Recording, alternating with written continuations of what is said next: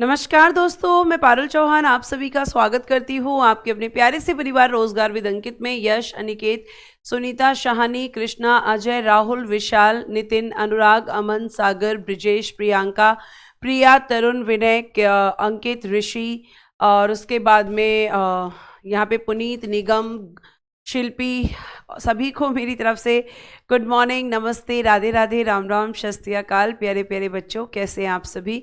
उम्मीद तो यही होती है हमेशा कि आप बहुत अच्छे होंगे, आपका रिवीजन भी बहुत अच्छा चल रहा होगा। और भाई आपकी रिवीजन के साथ साथ आपकी जो प्रैक्टिस है, मतलब जो चैप्टर्स आप पढ़ ले रहे हैं उनसे रिलेटेड क्वेश्चंस को भी आप प्रैक्टिस करें तो ये बहुत ज़्यादा बेहतर होगा। ठीक है। अब बहुत सारे बच्चे ये कहते रहते हैं कि PYQ दो, PYQ दो। बेटा आप जानते हैं कि PYQ नहीं कह सकते, पर हाँ आप ये कह सकते हो कि एक्सपेक्टेड क्वेश्चंस क्या हो सकते हैं या फिर कांस्टेबल में आए हुए क्वेश्चंस कैसे होते हैं, क्योंकि आपका एग्जाम ये वाला जो है वो पहली बार हो रहा है ना, तो इसके PYQ कहाँ से आएंगे। तो आप ये चीज़ ध्यान रखें कि आपका जो रिवीजन है वो तो मैं क्लास में ही आपको क्वेश्चंस के थ्रू करवा देती हूँ। बाकी आपका जब यहाँ पे हिस्ट्री खत्म हो जाएगा उसके बाद में स्पेशली क्वेश्चंस की क्लास लेकर आपको क्वेश्चन सॉल्व करवा दूंगी। ठीक है। तो प्लीज़ आपसे रिक्वेस्ट है कि आप लोग ढंग से अपनी पढ़ाई को करें और फालतू में क्लास में कमेंट्स से बचें और कोशिश करें कि आप ज़्यादा से ज़्यादा सिर्फ और सिर्फ अपने पढ़ने पर फोकस करें बेटा, क्योंकि पढ़ने से ही सिलेक्शन होगा, ना तो कमेंट्स करने से सिलेक्शन होगा। ठीक है। और ना ही आपका ये कि भाई हमें कमेंट ही करना है पूरी क्लास में, इंतजार करना है मैम हमारा कमेंट कब लेंगी, हमारा नाम कब लेंगी। क्योंकि मैं आज आपका नाम लूँ या ना लूँ फर्क नहीं पड़ता है, लेकिन आपका नाम लिस्ट में आए इससे फर्क पड़ता है। और लिस्ट में आपको अपना नाम लाने के लिए सबसे पहले क्या करना है, अपनी पढ़ाई पर फोकस करना है। मैं देखती रहती हूँ कुछ बच्चे लगातार कमेंट्स करते रहते हैं, कोई मतलब का वो कमेंट नहीं होता है, उसका कोई सेंस नहीं होता है। तो बच्चे आप इसमें अपना टाइम खराब कर रहे हैं। आपसे रिक्वेस्ट है कि आप ऐसा ना करें। मैं आपकी एक बड़ी बहन की तरह हूँ, है ना, और मैं अपने छोटे बहन और भाइयों का ये चाहती हूँ कि भाई सिलेक्शन हो, फाइनल सिलेक्शन हो। तो उसके लिए आपको ये करना पड़ेगा बेटा, फोकस्ड होना पड़ेगा, है ना। किसी भी चीज़ को हमें लाइटली नहीं लेना चाहिए। हमें बस ये कोशिश करनी है कि लिस्ट में मेरा नाम आना ही आना है, मुझे लिस्ट में अपना नाम रखना ही रखना है। ये जुनून आपके अंदर जिस दिन आ जाएगा ना, उस दिन आप कमेंट खुद ही करना छोड़ देंगे और कॉपी और पेन जो है उसको चलाना, कॉपी पर अपना पेन चलाना शुरू कर देंगे। ठीक है। तो अब हम यहाँ पे, आप बताइए जल्दी से मुझे, आज आपको क्या, बिंबिसार और बिंदुसार एक नहीं है बेटा। बिंबिसार हर्यक वंश का शासक है और बिंदुसार मौर्य वंश के शासक के बेटे हैं। दोनों को मैंने अलग अलग बताया है, एक कहाँ है बेटा, दोनों अलग अलग व्यक्ति हैं। ठीक है। तो अब आप मुझे ये बताएं, कृपया करके आप मुझे ये बताएं। और रही प्रैक्टिस की बात, जिस बच्चे को प्रैक्टिस करनी होती है ना, इतनी किताबें हैं मार्केट में, इतनी किताबें हैं कि आप प्रैक्टिस कर करके थक जाएंगे पर क्वेश्चन खत्म नहीं होंगे। यूट्यूब पर इतने क्वेश्चंस पड़े हुए हैं, आप कोशिश तो करो। आप हर चीज़ के लिए अगर ये कहोगे कि नहीं मुझे दूसरे से ही मिल जाए, तो ऐसा नहीं होता। आपको खुद से भी मेहनत करनी होगी। हम तो करेंगे ही, हम सारे काम आपको करवाएंगे, लेकिन आपको खुद से भी करना होगा, ये ध्यान रखना। ठीक है। तो अब मुझे बताओ कि मुझे क्या पढ़ाना है। सातवाहन वंश जो पढ़ा हुआ है मैं वही पढ़ाना है। अभी आप शायद भूल रहे हैं कि कल मैंने आपको बोला था बेटा कि एक हम पढ़ेंगे कर्ण वंश। क्या पढ़ेंगे? कर्ण वंश पढ़ेंगे। ये तो आपने बताया ही नहीं किसी ने कि हम कण्व डायनेस्टी भी पढ़ने वाले हैं। आज मैंने आपको बताया था कर्ण वंश पढ़ेंगे हम। और प्यारे बच्चे, अगर मैं आपसे यहाँ पर बात करती हूँ कण्व डायनेस्टी की या कर्ण वंश की, तो ये किसके बाद आया है? शुंग वंश के बाद आया है। तो मैंने आपको कल बताया था कि जो आपका शुंग वंश है, शुंग वंश का मैंने आपको बताया था अंतिम शासक था कौन? अंतिम शासक था वसुदेव। और वसुदेव की मैंने आपको कल बताया था कि शुंग वंश का अंतिम शासक कौन था। तो शुंग वंश का अंतिम शासक था मैम देवभूति। कौन था बेटा जी? देवभूति। ठीक है, देवभूति। सॉरी, एक मिनट। हाँ देखो, मैं यहाँ पे थोड़ा सा लिख के रिमाइंड करवा देती हूँ। मैंने आपको बताया था कि जो शुंग वंश है ना, शुंग वंश मैं पढ़ा रही थी आपको। और इसका जो अंतिम शासक था वो कौन था? तो मैम आपने बताया था कि इस वंश का अंतिम शासक था देवभूति। और जब हमने देवभूति की बात की थी तो मैंने आपको बताया था कि देवभूति की जो हत्या की थी वो किसने की थी? तो आप कहोगे कि मैम इसकी हत्या करने वाला था वासुदेव कर्ण, है ना। ये मैंने आपको बताया था, वासुदेव कर्ण।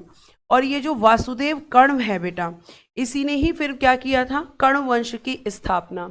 तो जो ये आपका कर्ण वंश है, जब हम बात करते हैं कि भाई इसका संस्थापक कौन है, इसका फाउंडर कौन है, तो आप कहेंगे कि मैम इसका जो फाउंडर था वो था मैम वासुदेव कर्ण, जिसने देवभूति की हत्या करके इस वंश को स्थापित किया था। इसके बारे में हमें बहुत ज़्यादा डिटेल नहीं पढ़ना है कर्ण वंश का, क्योंकि यहाँ से क्वेश्चन बहुत ही कम, नामात्र के बराबर आता है। फिर प्यारे बच्चे, आपको यहाँ पे ध्यान रखना है कि जो कर्ण वंश है, इस कर्ण वंश की जो राजधानी है, इसकी जो कैपिटल है वो क्या है? तो देखो, इसने 2 कैपिटल बनाई थी अपनी, और एक कैपिटल इसने बनाई थी बेटा जी पाटलिपुत्र। क्या बनाई थी? पाटलिपुत्र बनाई थी मैम। और एक कैपिटल इन्होंने विदिशा बनाई थी, जो कि आपका पुष्यमित्र शुंग ने भी बनाई थी। तो पाटलिपुत्र वर्तमान पटना को कहते हैं, और विदिशा कहाँ पड़ता है? मध्य प्रदेश में। ये मैंने आपको बताया था। उसके बाद प्यारे बच्चे, आप ध्यान रखेंगे कि यहाँ पर अगर आपसे केवल पूछा जाएगा कि इस वंश का अंतिम शासक यानी लास्ट रूलर कौन था, लास्ट रूलर आपसे पूछा जाएगा, तो आप पता है क्या लिखेंगे? सुशर्मन। क्या लिखेंगे बेटा जी? मैम हम लिखेंगे सुशर्मन। सुशर्मन इस वंश का अंतिम शासक है। केवल इसके बारे में आपको इतना ही जानना है, ठीक है, केवल आपको इतना ही जानना है। आप देखिए यहाँ पर अमृत कुमार जी की जो आपका इंग्लिश में लिखने वाली चीजें हैं वो मैंने लिखी हुई हैं बेटा, एक बार आप बोर्ड पर देखो। अब आप कहो कि वासुदेव कर्ण को भी इंग्लिश में लिखो, तो वो वासुदेव कर्ण ही रहेगा, उसमें इंग्लिश में उसका सेंस चेंज नहीं होगा, नाम तो वही रहेंगे, है ना, नाम बेटा नहीं चेंज होगा, नाम वही रहेगा। तो आपका नेक्स्ट मतलब कौन है? सुशर्मन। तो सुशर्मन जो है वो last ruler of Kanva dynasty है। तो जो कण्व डायनेस्टी का जो आपका अंतिम शासक है, लास्ट रूलर है, तो बात आती है कि भाई इसकी हत्या किसने की है? इसकी हत्या किसने की है? तो इसकी हत्या करेगा बेटा जी सुशर्मा, वो सॉरी सिमुक। कौन करेगा? सिमुक करेगा। और यही सिमुक फिर क्या करेगा? सातवाहन वंश की स्थापना। तो आप ध्यान रखेंगे कि जो आपका सातवाहन डायनेस्टी है, जो आपका सातवाहन वंश है, सातवाहन को सातवाहन ही कहेंगे और वंश को बेटा जी डायनेस्टी कहेंगे। तो ये मैं आपको बता चुकी हूँ। तो अब हमें सातवाहन वंश के बारे में पढ़ना है। अब हमें क्या पढ़ना है? कर्ण वंश का समय 73 बीसी से लेकर 30 बीसी तक था। 73 बीसी से लेकर और 30 बीसी, ये इसका आपको ध्यान रखना है, टाइम पीरियड है।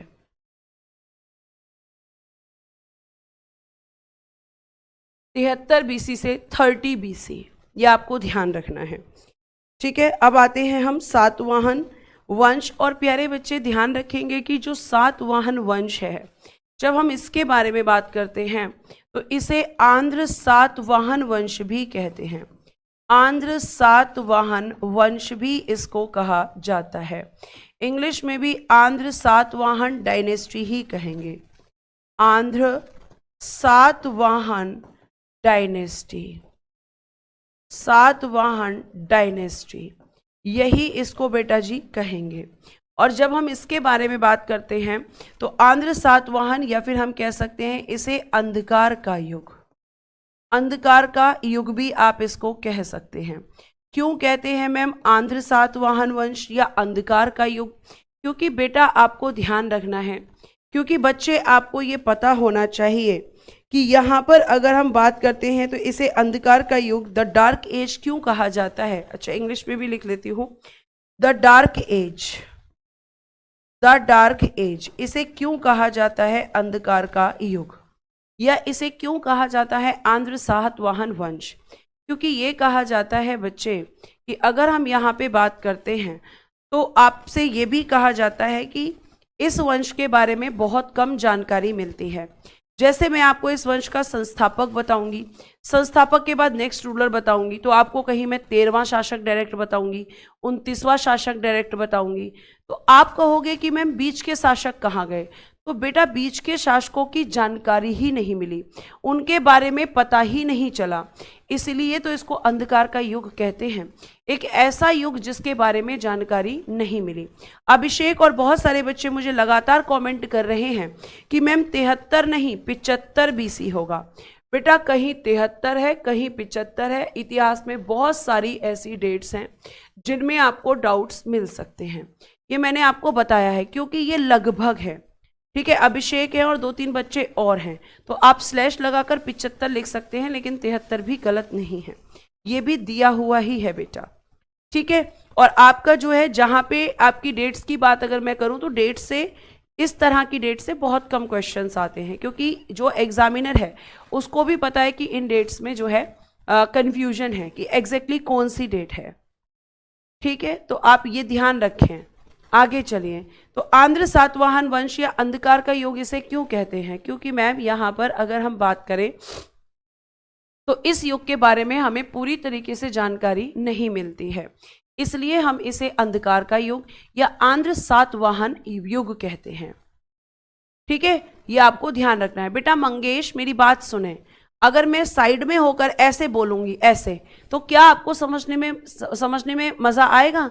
जब तक आई कांटेक्ट नहीं होगा समझाते समय, तब तक बेटा आपको कैसे समझ में आएगा? मैं लिखती हूं तो मैं साइड में होकर लिख दूंगी, लेकिन समझाने का काम साइड में होकर नहीं हो सकता है बेटा, प्लीज अंडरस्टैंड करें इस चीज को। ठीक है, तो आंध्र सातवाहन वंश या अंधकार का युग क्यों कहते हैं? क्योंकि मैम इसके बारे में हमें पूर्णतः जानकारी नहीं मिलती है। इस वंश के बहुत सारे ऐसे शासक हुए हैं जिन्होंने, अगर हम बात करते हैं तो इस वंश के ऐसे बहुत बहुत कम शासक हुए हैं जिनके बारे में हमें जानकारी नहीं मिली है। ठीक है, अब चलिए अब हम आगे बढ़ते हैं और सातवाहन वंश के बारे में हम जानकारी लेते हैं। कहा जाता है कि जो सातवाहन वंश है, इन्होंने 300 वर्षों तक शासन किया है। इनका शासन कितने साल तक रहा है? 300 वर्षों तक शासन, 300 ईयर्स इन्होंने क्या किया है? 300 वर्षों तक शासन इन्होंने किया है। तो ये आपको ध्यान रखना है, किसने किया है? तो आप कहेंगे कि मैम ये किया है सातवाहन वंश के शासकों ने। और जो सातवाहन वंश के शासक थे, इनकी अगर हम भाषा की बात करते हैं कि ये लोग कौन सी भाषा यूज करते थे, लैंग्वेज का बात करते हैं, तो बेटा जी उसमें आप लिखेंगे प्राकृत भाषा। क्या लिखेंगे? मैम प्राकृत भाषा का यूज करते थे। इनका धर्म क्या था? इनका रिलीजन क्या था? तो बेटा इनका जो धर्म था या इनका जो रिलीजन था वो था बेटा जी ब्राह्मण। क्या था बच्चे? आप कहोगे मैम ब्राह्मण। क्या था बेटा? आप कहोगे मैम ब्राह्मण। ये आपको ध्यान रखना है, ये आपका ब्राह्मण। फिर हम बात करते हैं कि इन्होंने अपनी राजधानी, इनकी राजधानी से बहुत क्वेश्चन आता है कि इनकी कैपिटल क्या थी, इनकी राजधानी क्या थी। तो बेटा इनकी अगर आप राजधानी की बात करोगे, कैपिटल की बात करोगे, तो वो क्या थी? प्रतिष्ठान या पैठन। क्या थी बेटा जी? आप कहोगे कि मैम प्रतिष्ठान या पैठन, ये इनकी राजधानी थी। और ये कहाँ पर थी? गोदावरी नदी के तट पर। कहाँ पर थी? गोदावरी नदी के तट पर। गोदावरी नदी के तट पर, यह आपको ध्यान रखना है। गोदावरी नदी के तट पर थी ये प्रतिष्ठान या आप कहेंगे पैठन। इतनी बात आपको ध्यान में रखनी है। उसके बाद प्यारे बच्चे अगर हम बात करते हैं तो आप एक चीज़ और ध्यान रखेंगे कि मैम हमें ये भी बताइए कि प्रतिष्ठान या पैठन ये कहाँ पर पड़ता है, इसे हम कहाँ पर बता सकते हैं? तो ये पड़ता है आपका महाराष्ट्र में। कहाँ पड़ता है बेटा जी ये प्रतिष्ठान या पैठन? तो मैं यहाँ लिख देती हूँ, मेरे पास स्पेस नहीं है, आप जस्ट नीचे लिख देना। ये पड़ता है आपका दक्षिणी महाराष्ट्र में। आप केवल महाराष्ट्र भी लिखेंगे तो भी काम चल जाएगा, तो ये आपको पता होना चाहिए। तो सातवाहन वंश को किसने स्थापित किया था उसके बारे में भी हम बात करेंगे। अभी पहले आप लिखिएगा इनकी राजधानी।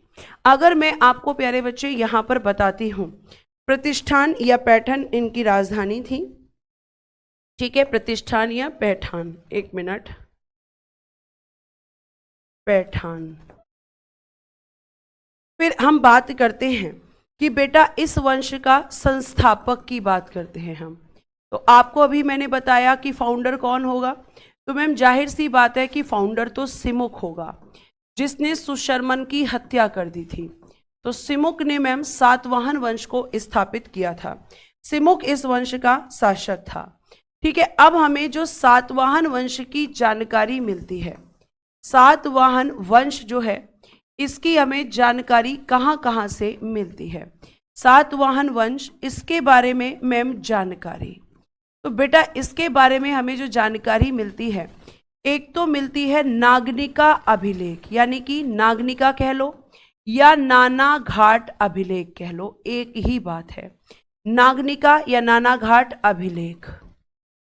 अभिलेख, अभिलेख को इंग्लिश में क्या कहते हैं? इंस्क्रिप्शन। हिंदी आपकी क्या, इंग्लिश आपकी क्या रहेगी इनकी? तो सेम रहेगी, नागनिका इंस्क्रिप्शन या नाना घाट इंस्क्रिप्शन। पहला तो आपका ये अभिलेख है जिससे हमें इसके बारे में जानकारी मिलती है। एक है बेटा जी नासिक अभिलेख, ठीक है, नासिक इंस्क्रिप्शन इसको कहेंगे। नासिक कहाँ पड़ता है? महाराष्ट्र में पड़ता है मैम। तो एक है आपका नासिक अभिलेख यानी नासिक इंस्क्रिप्शन, ठीक है, जो नासिक इंस्क्रिप्शन। और एक है बेटा जी आपका हाथी गुम्फा अभिलेख। जल्दी से मुझे बताओ हाथी गुम्फा अभिलेख किसने जारी किया था? हाथी गुम्फा इंस्क्रिप्शन किसने जारी किया था? ये आपको मुझे बताना होगा क्योंकि मैं इसके बारे में आपको बता चुकी हूँ। तो इन अभिलेखों से, इन इंस्क्रिप्शन से हमें कुछ कुछ जानकारी सातवाहन डायनेस्टी या सातवाहन वंश के बारे में पता चलती है। ठीक है, अब मुझे जल्दी से आप बताएंगे यहाँ तक की चीज़ें। अगर मैं आपसे प्यारे बच्चे ये भी आपसे बोलूं, बहुत बढ़िया, मिस्टर अखिल ने सबसे पहले आंसर किया है, अमित ने आंसर किया है लेकिन गलत किया है, पवन ने भी गलत किया है। हाथी गुम्फा इंस्क्रिप्शन, हाथी गुम्फा अभिलेख मैम चेदी वंश के शासक खारबेल ने जारी किया था। जिन बच्चों ने खारबेल आंसर किया है उन्होंने बिल्कुल सही आंसर किया है, क्योंकि ये मैंने कल ही आपको समझाया था और इसमें मैंने ये भी बताया था कि भारतवर्ष शब्द का प्रयोग किया गया है। ठीक है, ये आपको ध्यान रखना है। तो खारबेल ने ही हाथी गुम्फा अभिलेख को जारी किया था। अब देखिएगा, अगर मैं बात करती हूँ प्यारे बच्चे, तो जो सिमुक है, सिमुक का जो उत्तराधिकारी है, सिमुक का उत्तराधिकारी जिसने इस वंश को स्थापित किया, उसके बाद यहाँ पर शासक कौन बना, यानी कि सक्सेसर ऑफ सिमुक। उत्तराधिकारी को क्या कहते हैं मैम? सक्सेसर कहते हैं। ठीक है, यानी कि उसके बाद जो नेक्स्ट शासक बना वो कौन था? तो आप कहेंगे सक्सेसर ऑफ शिमुकास, सक्सेसर ऑफ शिमुकास। वो कौन था बेटा जी?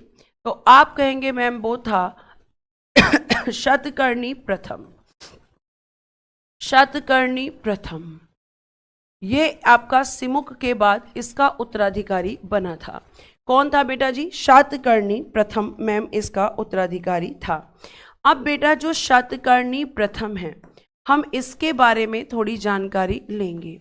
शातकर्णी प्रथम इस वंश का सबसे प्रसिद्ध शासक और जिससे सबसे ज्यादा क्वेश्चन आते हैं वो है गौतमी पुत्र शातकर्णी, उसके बारे में भी मैं तुम्हें बताऊंगी। तो शतकर्णी प्रथम की जब हम जानकारी लेते हैं बेटा, तो हम देखते हैं कि इसको सबसे पहले हमें पता होना चाहिए कि जो शतकर्णी प्रथम है इसकी उपाधि क्या थी। उपाधि क्या थी? टाइटल क्या था? तो मैम दक्षिण पथपति। क्या था बेटा जी? दक्षिण पथपति, ये इसका टाइटल हुआ करता था। या फिर इसको कहते थे प्रतिष्ठानपति। क्या कहते थे बेटा जी? प्रतिष्ठानपति इसको कहते थे। जो शतकर्णी प्रथम था बेटा, इसने 2 अश्वमेध यज्ञ करवाए थे, 2 अश्वमेध यज्ञ करवाए थे। और बेटा जी इसके अलावा इसने एक राजसूय यज्ञ भी करवाया था, एक राजसूय यज्ञ भी करवाया था। इस यज्ञ को भी राजा अपनी शक्तियों को प्रदर्शित करने के लिए ही करवाता था। तो ये आपको ध्यान रखना है। आपने कल नहीं पढ़ाया था? बिल्कुल पढ़ाया था शालू, मेरी क्लास तो डेली हो रही है बेटा। ठीक है, एक राजसूय यज्ञ कराया और एक अश्वमेध यज्ञ इसने करवाया था। और जब शतकर्णी प्रथम शासक बना तो इसने जो अपनी राजधानी बनाई थी, इसने जो अपनी कैपिटल बनाई थी बेटा, वो कहाँ पर बनाई थी? तो आप कहेंगे मैम इसने जो कैपिटल बनाया था वो बनाया था इसने जो है अमरावती को। अमरावती आपको पता है कि कहाँ पड़ता है? तो अमरावती बेटा जी आज के समय पे आंध्र प्रदेश में पड़ती है। आंध्र प्रदेश में आपकी अमरावती जगह पड़ती है, ये आपको ध्यान रखना है। ये किसने इसको राजधानी बनाया था? तो आप कहेंगे कि मैम इसको राजधानी बनाया था शतकर्णी प्रथम ने। इतनी बात आपको ध्यान में रखनी है, ठीक है। अब अगर मैं आपसे यहाँ पर बात करती हूँ तो यहाँ पे आपको एक और चीज ध्यान रखना है कि राजधानी इसने बनाई अमरावती। उसके बाद में प्यारे बच्चे अगर हम बात करते हैं तो इसने क्या शुरू किया था? मैम शतकर्णी प्रथम ने भूमि दान की प्रथा की शुरुआत की थी। भूमि दान की प्रथा की शुरुआत, भूमि दान की प्रथा की शुरुआत, यानी इसने जो लैंड है उसको चैरिटी में देना शुरू किया था। तो भूमि दान की प्रथा की शुरुआत लिखिएगा, स्टार्टेड द प्रैक्टिस, started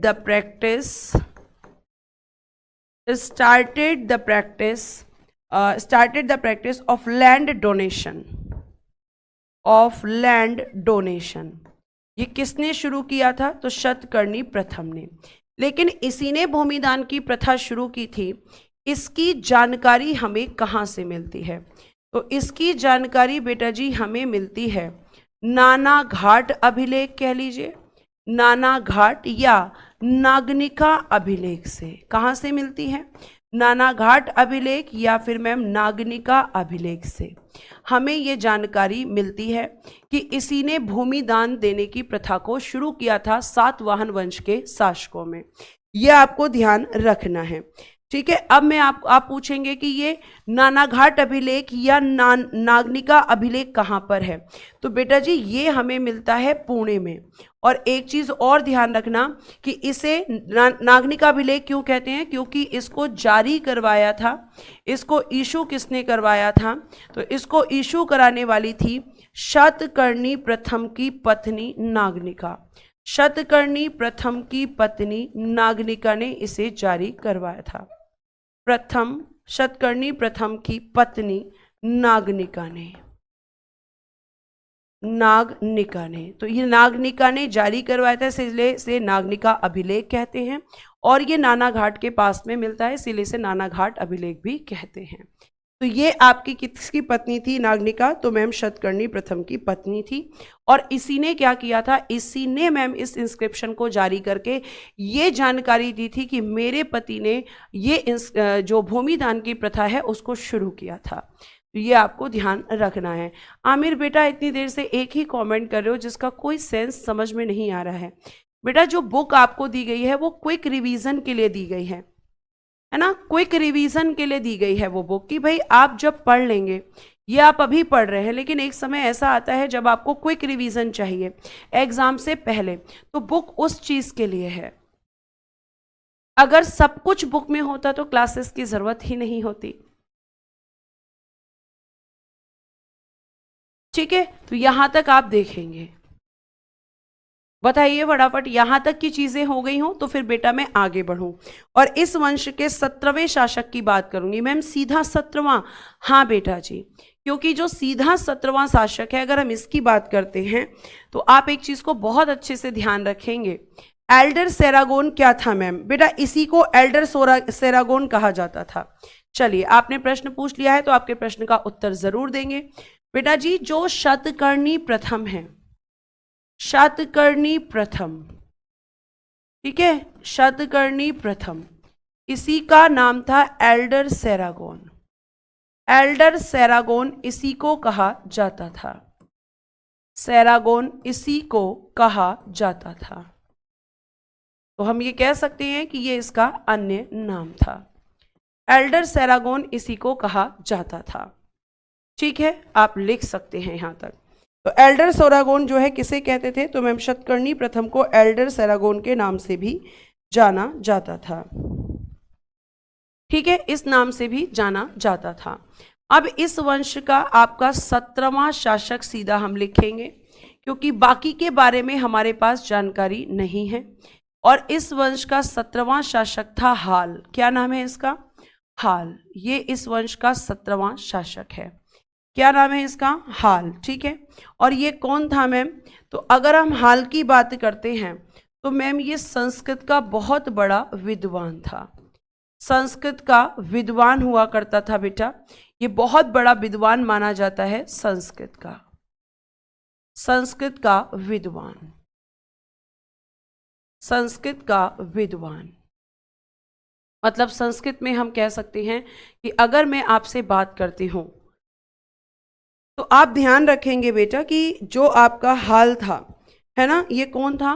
तो मैम ये संस्कृत का बहुत बड़ा विद्वान था, यानी संस्कृत में इसको बहुत ज्ञान था। यानी इंग्लिश में हम इसको क्या कह सकते हैं? Scholar of Sanskrit, scholar of Sanskrit. हाल के बारे में आप ध्यान रखेंगे, स्कॉलर ऑफ संस्कृत। इतनी बात आपको समझ में आ रही है कि भाई हम सीधा 17वां क्यों पढ़ रहे हैं? क्योंकि बाकी के बारे में जानकारी नहीं मिली। ठीक है, आगे देखिए। अगर मैं प्यारे बच्चे आपसे बात करती हूं तो आप आगे यहां पर हाल के बारे में देखेंगे कि जो हाल है ये संस्कृत का विद्वान है और हाल ने एक रचना की थी। हाल की रचना क्या है? तो इसने जो रचना की थी बेटा जी उसका नाम है गाथा सप्तशती। गाथा सप्तशती की रचना करने वाला कौन था? तो आप कहेंगे कि मैम हाल। गाथा सप्तशती की रचना किसने की थी? तो आप कहेंगे हाल ने। और ये गाथा सप्तशती की जो भाषा थी बेटा, इसने किस भाषा में या किस लैंग्वेज में इसको लिखा था? तो मैम इसने जिस भाषा में इसको लिखा था उसे कहते हैं हम प्राकृत भाषा, प्राकृत भाषा। तो ये इसने लिखी थी। गाथा सप्तशती की रचना किस सातवाहन वंश के शासक ने की थी? मैम हाल ने की थी। किसने की थी? हाल ने की थी। ठीक है, और जो हाल था इसके समय पर प्यारे बच्चे, इसके समय दो विद्वान रहते थे। इसके समय दो विद्वान रहते थे। इसके दरबार में दो विद्वान रहते थे, रहते थे। अब यहां पे रहते थे,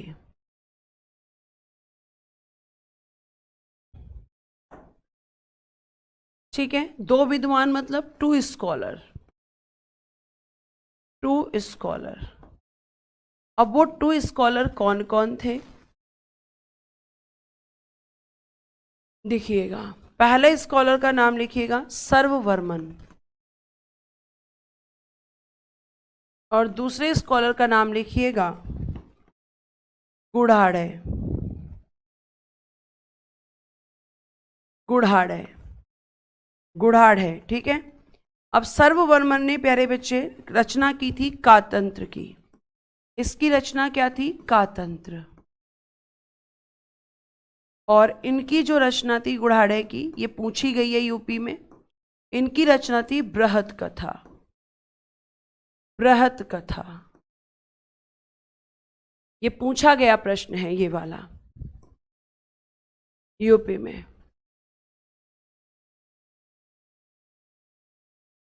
ठीक है, लिखिए।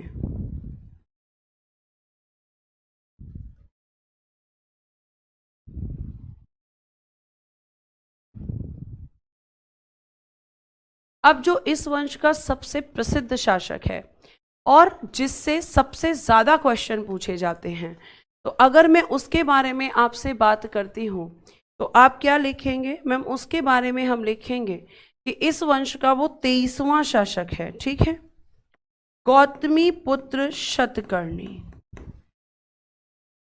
गौतमी पुत्र शातकर्णी। और ये कौन था? तो मैम इस वंश का 23वां शासक और इस वंश का सबसे प्रसिद्ध शासक भी यही है। सबसे प्रसिद्ध, सबसे प्रतापी शासक यही है। ठीक है, इतनी बात आपको ध्यान रखनी है। तो गौतमी पुत्र शतकर्णी जो है इस वंश का 23वां शासक है। इसकी अगर मैं बात करती हूं तो इसको कहा जाता है कि ये कौन था? सातवाहन वंश का पुनर्संस्थापक। सातवाहन वंश का पुनर्संस्थापक इसको कहा जाता है। Refounder of Satavahana dynasty, refounder of Satavahana नाज डायनेस्टी। सातवाहन वंश का आपका पुनर्संस्थापक इसे कहा जाता है। और बेटा अगर हम इसकी बात करते हैं उपाधि की, यानी इसने क्या क्या टाइटल लिए थे। अब बहुत सारे बच्चे कहेंगे कि इनको टाइटल कौन देता था। बेटा इन्हें कोई टाइटल नहीं देता था, ये खुद से टाइटल लेते थे, क्योंकि ये तो राजा थे, शासक थे, तो इन्हें टाइटल कोई नहीं देता था, ये खुद से टाइटल लेते थे। ठीक है, तो इसने कौन कौन से टाइटल लिए थे वो हमें जानना है। शुभ क्वेश्चन पूछ रहे हैं कि बृहत कथा पर आधारित पुस्तक कौन सी है। शुभ आप बहुत डीप में जा रहे हैं, लेकिन अब जब आपने क्वेश्चन पूछा है और आपने देखो बृहत कथा, इसी पर आधारित पुस्तक है पंचतंत्र, इसी पर आधारित पुस्तक कौन सी है। तो इसी पर आधारित पुस्तक या बुक की जब हम बात करते हैं तो वो है बेटा जी पंचतंत्र। और इसके जो लेखक हैं या राइटर हैं वो हैं बेटा जी विष्णु शर्मा जी, विष्णु शर्मा जी, ये राइटर ऑफ पंचतंत्र हैं। और ये बुक बृहत कथा पर आधारित बुक है ऐसा माना जाता है। ठीक है, ये आपको ध्यान रखना है। अब देखो यहां पे ध्यान से,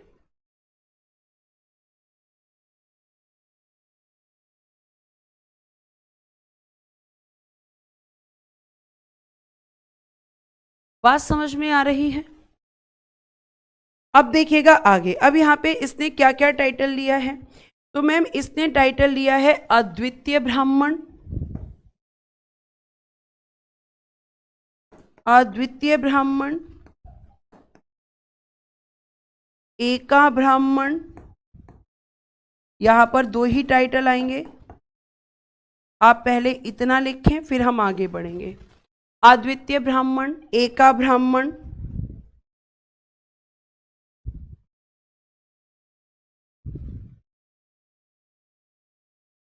बताइए फटाफट।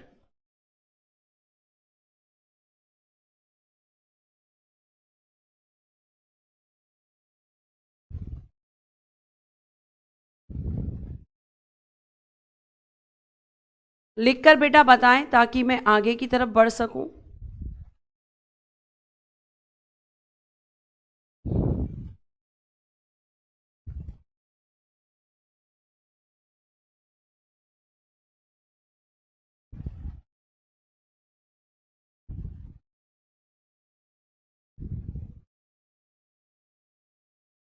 हो गया, चलो। उसके बाद बेटा अगर हम बात करते हैं त्रिसमुद्रीपति, त्रिसमुद्रीपति इसका मतलब क्या होता है। इसका मतलब है तीनों समुद्रों का स्वामी, त्रिसमुद्रीपति। और बेटा जी वेंकटक स्वामी, वेंकटक स्वामी, ये सब इसके टाइटल्स हैं, ये सब इसकी उपाधियां हैं, ये सब इसके टाइटल्स हैं, ये सब इसकी उपाधियां हैं। ठीक है, और ये जो वेंकटक स्वामी हैं, ये प्यारे बच्चे इसने कब लिया था। कहा जाता है कि शक शासक हुआ करते थे, शकों पर विजय प्राप्त करने के बाद, शकों पर विजय प्राप्त करने के बाद इसने वेंकटक स्वामी का टाइटल लिया था, है ना। ये आप ध्यान रखेंगे, ये आपको बहुत अच्छे से ध्यान रखना है। क्लियर, आगे चलते हैं प्यारे बच्चे। अगर मैं इसके बारे में आगे बात करती हूं तो एक क्वेश्चन आता है कि इसे गौतमी पुत्र शतकर्णी क्यों कहते हैं। तो बेटा जो आपका गौतमी पुत्र शतकर्णी है, अगर मैं बात करती हूं इसकी माता की, तो इसकी जो माता थी उनका नाम था गौतमी बलश्री। क्या नाम था बच्चे, गौतमी बलश्री, ध्यान से सुनेंगे, गौतमी बलश्री। और ये कहा जाता है कि यहां पर जो गौतमी बलश्री हैं, इन्होंने अपने पुत्र, इन्होंने अपने पुत्र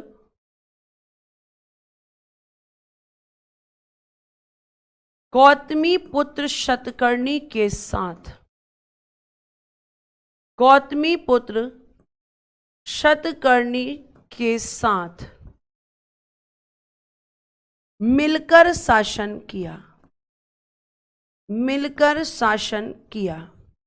और क्योंकि इनकी माता का नाम था गौतमी बलश्री, तो इन्होंने अपने नाम के आगे लगा लिया था गौतमी, इसीलिए इनको कहा जाता है। ठीक है, ये आपको ध्यान रखना है।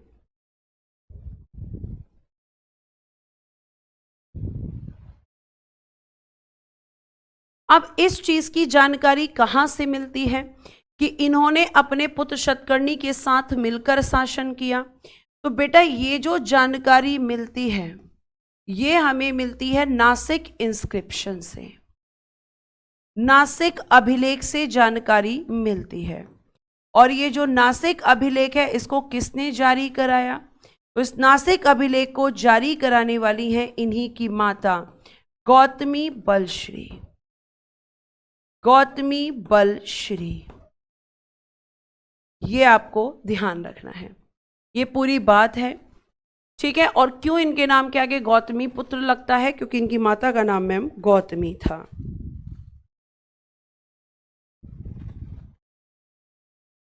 अब जो गौतमी पुत्र शतकर्णी हैं, गौतमी पुत्र शतकर्णी, इन्होंने क्या किया था? तो मैम हम अगर बात करते हैं, गौतमी पुत्र शतकर्णी ने एक छैरात वंश हुआ करता था, छैरात डायनेस्टी। छैरात वंश के शासक नहपान को हराया। शासक नहपान, क्या नाम था इसका? नहपान को हराया। किसको हराया था मैम? छैरात डायनेस्टी, छैरात वंश के शासक नहपान को हराया था। किसने? गौतमी पुत्र शतकर्णी ने। ये जानकारी हमें कहां से मिलती है कि इसने छैरात वंश के शासक को हराया था? तो आप ध्यान रखेंगे कि गौतमी पुत्र शतकर्णी ने छैरात वंश के शासक को हराया था। अगर ये जानकारी हमें पता चले कि भाई हमें कहां से मिलती है, तो ये जानकारी हमें मिलती है जोगलथम्बी से। जोगलथम्बी ये कहां पड़ता है? तो ये पड़ता है नासिक में। और यहां से हमें क्या मिले हैं? यहां से बेटा हमें मिले हैं मृदभांड। मृदभांड किसे कहते हैं मैम? मिट्टी के बर्तन। मृद मतलब मिट्टी के, भांड मतलब बर्तन। तो मिट्टी के बर्तन हमें यहां से मिले हैं जोगलथम्बी से। और इनसे हमें यह जानकारी मिलती है कि मैम नहपान को हराया था गौतमी पुत्र शतकर्णी ने। ठीक है, अब हम बात करते हैं कि जो सातवाहन वंश है, जैसे बहुत देर से एक बच्चे क्वेश्चन पूछ रहे हैं कि हमें ये बताइए कि सातवाहन डायनेस्टी या सातवाहन वंश की जब हम बात कर रहे हैं तो यहाँ पे हमें बताइए कि समाज कैसा था, सोसाइटी कैसी थी, पितृसत्तात्मक थी या मातृ सत्तात्मक थी। तो मैं आपको बता दूं बेटा जी कि जो आपकी सामाजिक और प्रशासनिक व्यवस्था यहाँ पर थी, सामाजिक और प्रशासनिक व्यवस्था, ठीक है, social and administrative system, social and administrative system, administrative system, social and administrative system, ये तो था बेटा जी मातृ सत्तात्मक, यानी कि मैट्रियार्कल था, मैट्रियार्कल सोसाइटी थी। लेकिन बेटा यहां पर उत्तराधिकार का अधिकार, उत्तराधिकार का अधिकार, राइट ऑफ सक्सेसर, यानी जो आपका यहां पर उत्तराधिकारी होता था वो माता के आधार पर नहीं, राइट ऑफ सक्सेसर यहां पर पितृसत्तात्मक था, यानी समाज में दोनों की पूछ थी, महिलाओं की भी और पुरुषों की भी। तो पैट्रियार्कल सोसाइटी आपकी किस लिए है कि भाई जो पिता की संपत्ति है वो बेटे को मिलेगी पिता के आधार पे, माता के आधार पे नहीं। सामाजिक और प्रशासनिक व्यवस्था मात्र सत्तात्मक थी, लेकिन आपको ध्यान रखना है कि अगर मैं आपसे यहां बताऊं तो आपकी जो उत्तराधिकार का अधिकार था वो मात्र सत्तात्मक था। यानी हम कह सकते हैं कि मिला जुला रूप हमें यहां पर देखने के लिए मिलता है। जैसे प्रशासनिक व्यवस्था, भाई गौतमी पुत्र शतकर्णी की माता ने उसके साथ मिलकर शासन किया था, यानी समाज इस चीज को एक्सेप्ट कर रहा था। लेकिन उत्तराधिकार का अधिकार महिलाओं के आधार पे नहीं था। ऐसा नहीं था कि माँ जो है शासिका है तो बेटा बन रहा है, पिता के आधार पर ही मिल रहा था। जैसे आपको आपके पिता की संपत्ति मिलेगी तो माता के आधार पे मिलेगी कि पिता के आधार पे? मैम पिता के आधार पे। तो यहां पे मिला जुला रूप है सोसाइटी का, पैट्रियार्कल सोसाइटी भी है और मैट्रियार्कल सोसाइटी भी है। पैट्रियार्कल सोसाइटी केवल किस चीज में है? उत्तराधिकार के अधिकार में। बाकी इस जगह सामाजिक और प्रशासनिक व्यवस्था की बात करें तो कैसी सोसाइटी थी? मैट्रियार्कल सोसाइटी थी, मात्र सत्तात्मक थी। ये आपको ध्यान रखना है।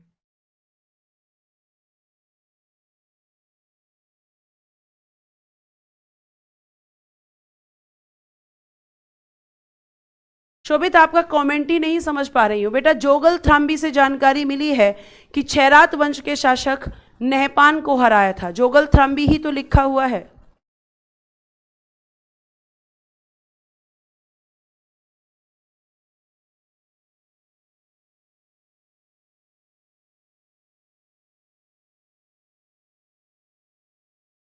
ठीक है, ये आपको ध्यान रखना है।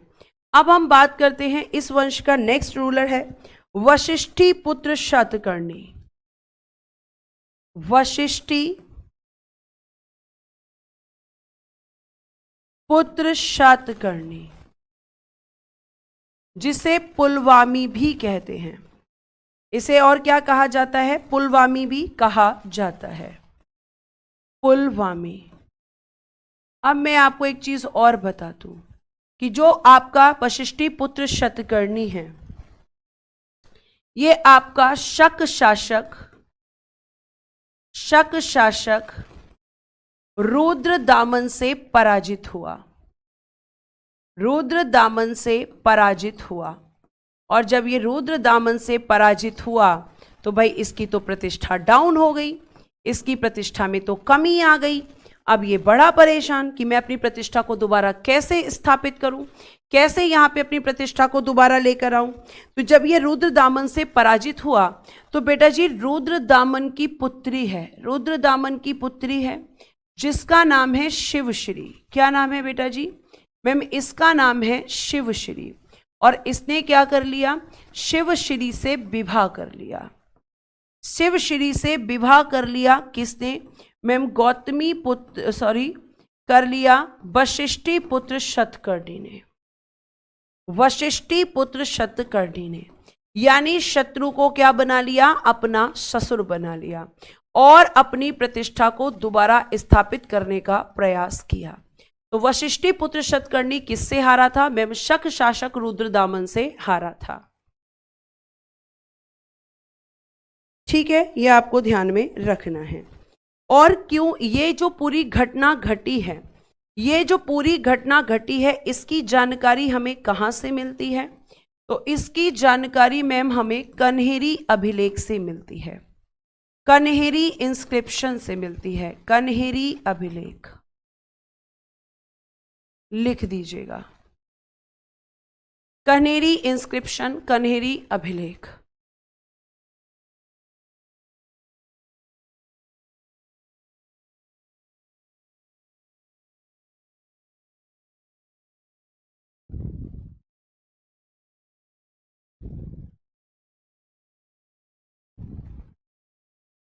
नेक्स्ट लिखिएगा यज्ञश्री शतकर्णी।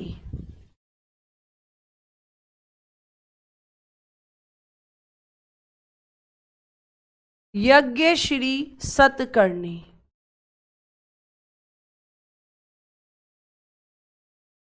शतकर्णी। इसने क्या किया था मैम? इसने जलयान, यानी जो जहाज होता है, जलयान के चित्र वाले सिक्के जारी किए थे।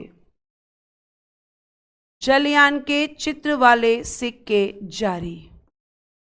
और इसने जो ये सिक्के जारी किए थे बेटा जी, ये हमें कोरोमंडल तट से मिले हैं। कोरोमंडल तट से मिले। ये समुद्र प्रेमी था, समुद्र से इसे बहुत प्यार था और बेटा जी व्यापार से लगाव था। ये कौन था? समुद्र प्रेमी। उसके अलावा मैम इसे व्यापार से बहुत लगाव था। व्यापार से लगाव था, समुद्र से प्यार था। और बेटा जी अगर मैं बात करती हूं तो ये सातवाहन वंश का, ध्यान से सुनना मैं क्या लिख रही हूं, सातवाहन वंश का अंतिम महत्वपूर्ण शासक। अंतिम महत्वपूर्ण, मैंने अंतिम नहीं लिखा, केवल अंतिम महत्वपूर्ण शासक लिखा है। इस लाइन को जरूर याद रखना। मैंने लिखा है अंतिम महत्वपूर्ण शासक, मैंने नहीं लिखा अंतिम शासक। रुद्रदामन की पुत्री का नाम शिवश्री लिखा हुआ तो है। जाट साहब, ठीक है।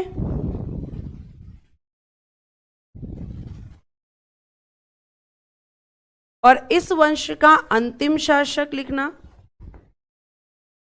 इस वंश का अंतिम शासक, लास्ट रूलर, वो था बेटा जी विजय। वो था बेटा जी विजय।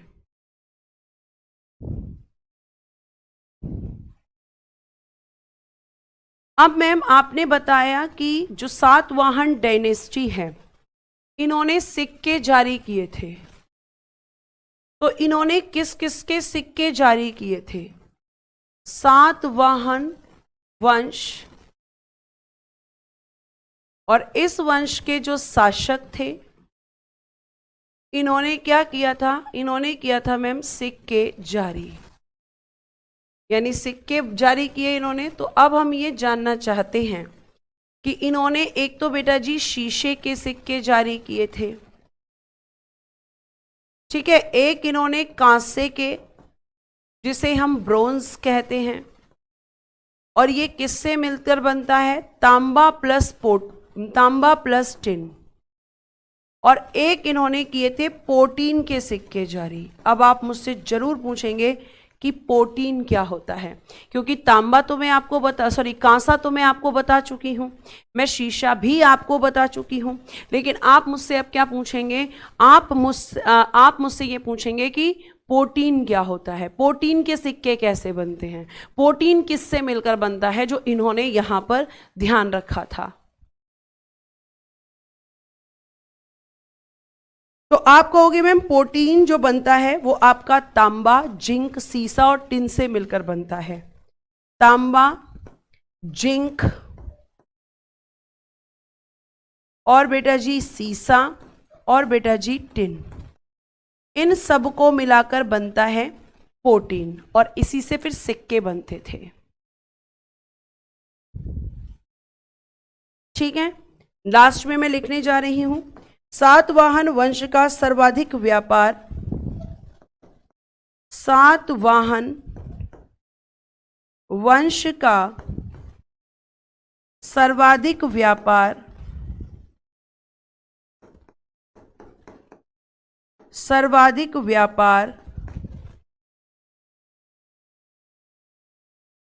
कल्याण नामक बंदरगाह से होता था। कल्याण नामक बंदरगाह से होता था। तो इनके पोर्ट का नाम क्या था? कल्याण।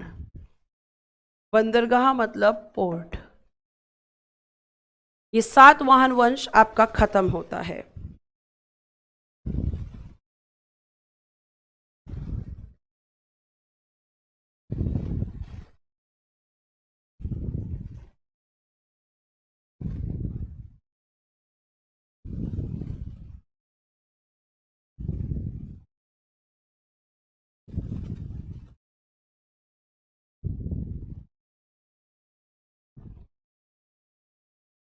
ठीक है, इतनी बात समझ में आ रही है। अमन, इतिहास में पढ़ाने के लिए बेटा बहुत कुछ है। अगर मैं आपको इतिहास पढ़ाऊं केवल तो 6 महीने भी इतिहास आप पढ़ सकते हो, लेकिन मुझे आपको इतना नहीं पढ़ाना है। जैसे बहुत सारे बच्चे कमेंट करें ये नहीं पढ़ाया वो नहीं पढ़ाया, इतिहास में बहुत कुछ है पढ़ाने के लिए। अब मैं आपसे पूछती हूँ प्रश्न, ताकि आप यहाँ पे उत्तर दे पाएं और एक आपका रिवीजन हो जाए।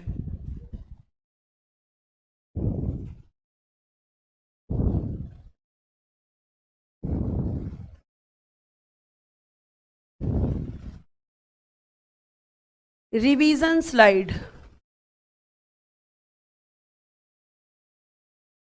Revision slide. शुंग वंश, संस्थापक और अंतिम शासक।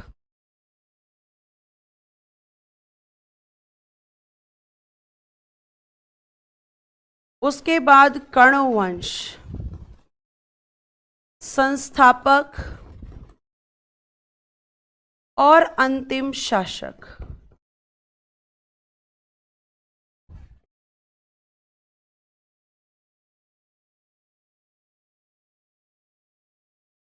सातवाहन वंश, संस्थापक, अंतिम महत्वपूर्ण शासक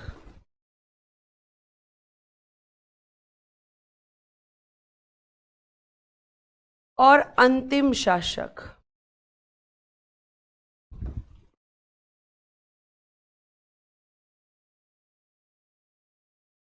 और नेक्स्ट लिखना सातवाहन वंश के बारे में। इस वंश का सबसे प्रसिद्ध शासक, सबसे प्रसिद्ध शासक। भूमि दान की प्रथा किसने शुरू की थी?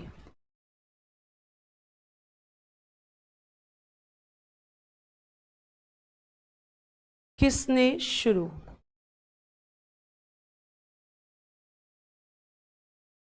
नागनिका अभिलेख किसने जारी करवाया था? नागनिका अभिलेख किसने जारी? नासिक अभिलेख किसने जारी करवाया था? हाथी गुम्फा अभिलेख, हाथी गुम्फा अभिलेख किसने जारी करवाया था? ये प्रश्न आपको बताने हैं, ठीक है। उसके बाद में नेक्स्ट आ जाते हैं सातवाहन, इनकी राजधानी बताना, कैपिटल क्या थी? इनकी राजधानी क्या थी ये आपको दिखाना है, बताना है। सिमुक का उत्तराधिकारी कौन था? सिमुक का उत्तराधिकारी कौन था?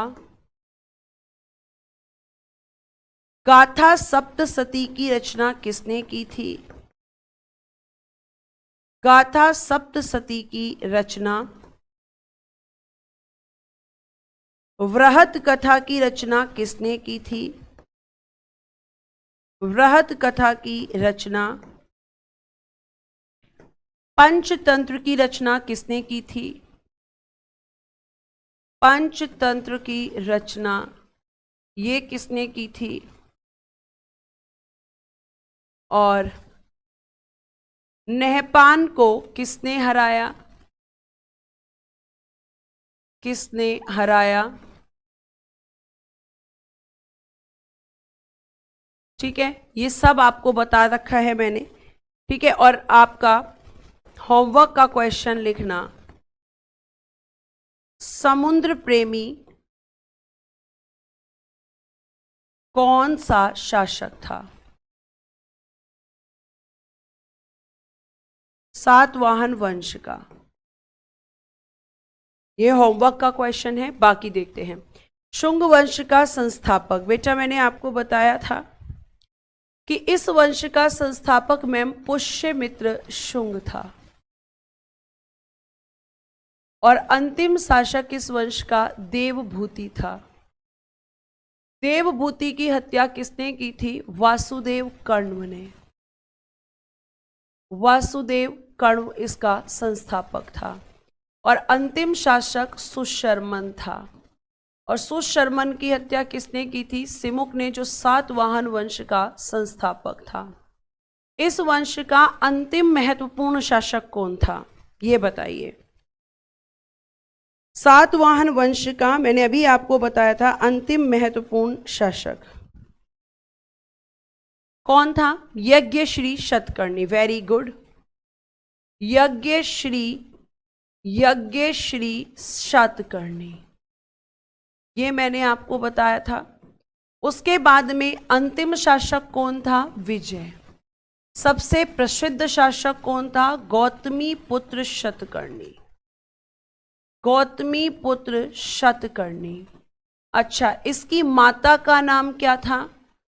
भूमिदान की प्रथा किसने शुरू की थी? एक ये क्वेश्चन भी है कि भूमिदान की प्रथा किसने शुरू की थी? चलिए बताइए, भूमिदान की प्रथा किस सातवाहन वंश के शासक ने शुरू की थी?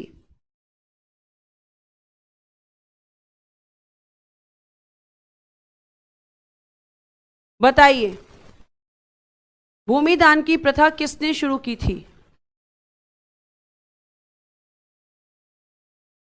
शातकर्णी प्रथम। और इसने भूमिदान की प्रथा शुरू की थी, ये जानकारी नागनिका अभिलेख से, जिसे किसने जारी किया था? नागनिका ने। नागनिका ने जारी किया था। कौन थी? शतकर्णी प्रथम की पत्नी। शतकर्णी प्रथम की पत्नी थी मैम, ये वाइफ। ठीक है। उसके बाद मैंने आपको बताया था कि नासिक अभिलेख किसने जारी किया था? तो ये किसने जारी किया था? गौतमी बलश्री ने। कौन थी ये? गौतमी पुत्र शतकर्णी की माता। हाथी गुम्फा अभिलेख मैम खारवेल ने, जो चेदी वंश या कलचुरी वंश का सबसे प्रसिद्ध शासक हुआ है। ठीक है, नेक्स्ट एक फटाफट आंसर कीजिए, क्लास का टाइम हो गया है। सातवाहन वंश की राजधानी क्या थी? प्रतिष्ठान कह लीजिए या पैठान कह लीजिए, जो गोदावरी नदी के तट पर थी।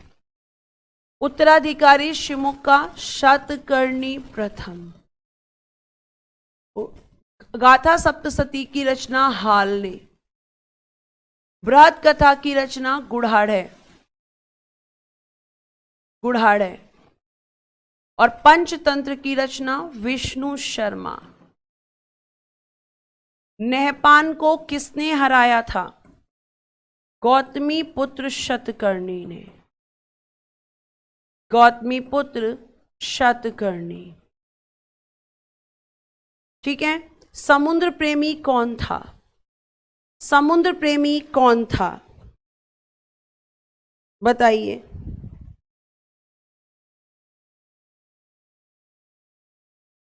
कौन था समुद्र प्रेमी? यज्ञश्री शतकर्णी। यज्ञश्री शतकर्णी। और बाकी आप करेंगे होमवर्क में। आज हम इतना ही रखते हैं, बाकी की चीजें करेंगे नेक्स्ट क्लास में। ठीक है, उम्मीद करती हूं आपका रिवीजन हुआ होगा। Thank you so much, bye bye, take care and good day everyone. जय हिंद, जय भारत। हंसते रहें, मुस्कुराते रहें और हमेशा खुश रहें।